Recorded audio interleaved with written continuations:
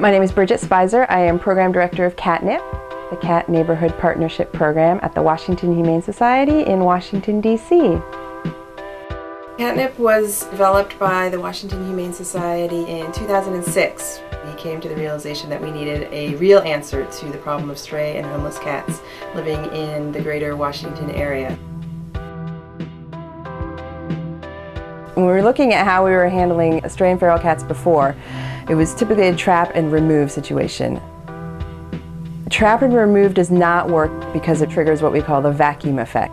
And the vacuum effect is when we remove cats from an area, new cats are ultimately compelled to come in and take over whatever it was about that space that was compelling. Whether it was a shelter or whether it was a food source, something in the environment had made it friendly to stray animals, so new cats will come in as soon as you remove them. Cats live in what we call a colony. The nature of the colony is to keep new cats out. If you trap, neuter, and return them, those cats hold that spot in the environment and keep new cats from coming in. That is a big selling point to communities about why trap, neuter, and return works. Currently, CatNiPP has about 500 colonies. Each colony represents a grouping that has at least one dedicated caregiver.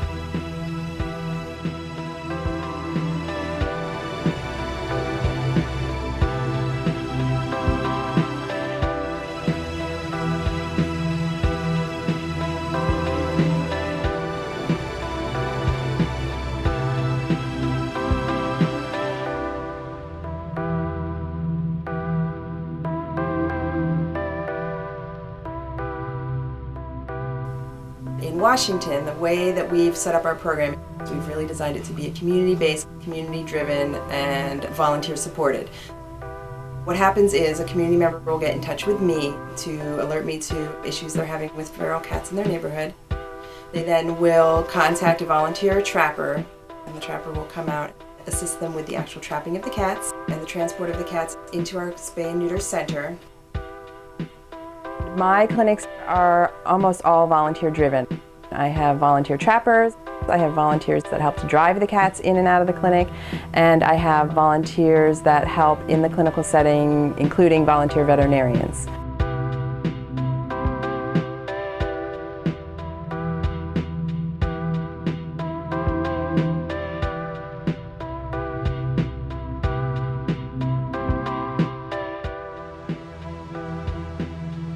These clinics are held on Sundays. So the cats are targeted for trapping the Friday and the Saturday night before the Sunday clinic. They are then brought into the spay and neuter center at about 8 in the morning, where they are triaged. We tag both the traps and prepare a tag for the cat. We want to make sure that each cat goes back to the correct trap, back to the correct caregiver in the correct colony. That part of the process is really, really important, as you can get many, many cats that look exactly the same.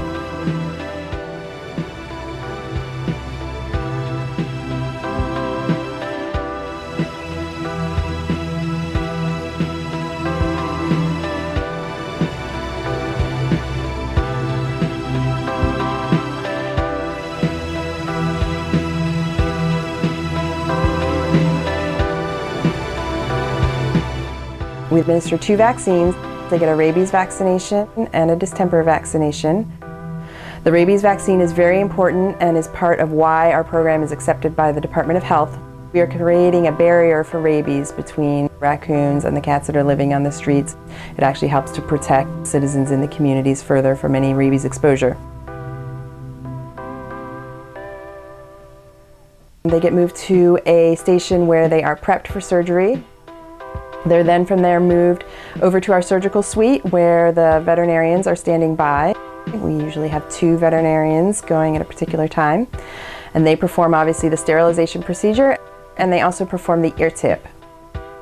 And the ear tip is when we clamp off a little tip of the left ear, and the top portion of the ear is removed in a straight cut.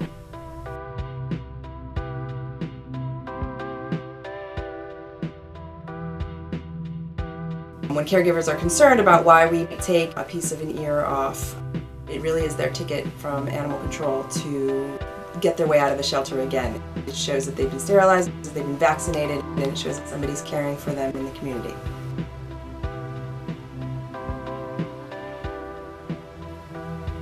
The cat is then moved to our recovery area where another volunteer administers fluids under the skin to help keep the cats hydrated. Also does a flea treatment. The cats are then taken over to true recovery. We watch them wake up, we watch them make sure that they are recovering nicely, and then they're returned to the transport who takes them back to their neighborhood.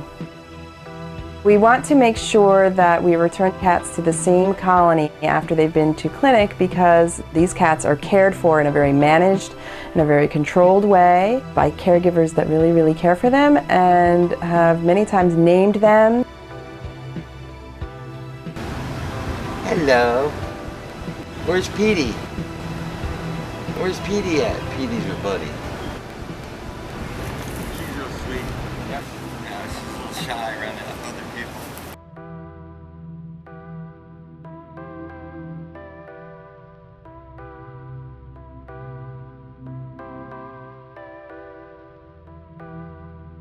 Once we can get a colony stabilized by neutering, you will not see new cats entering the territory. You will not see the birth of new kittens. The colony itself truly does stabilize and keep that area as free of new unneutered cats as possible.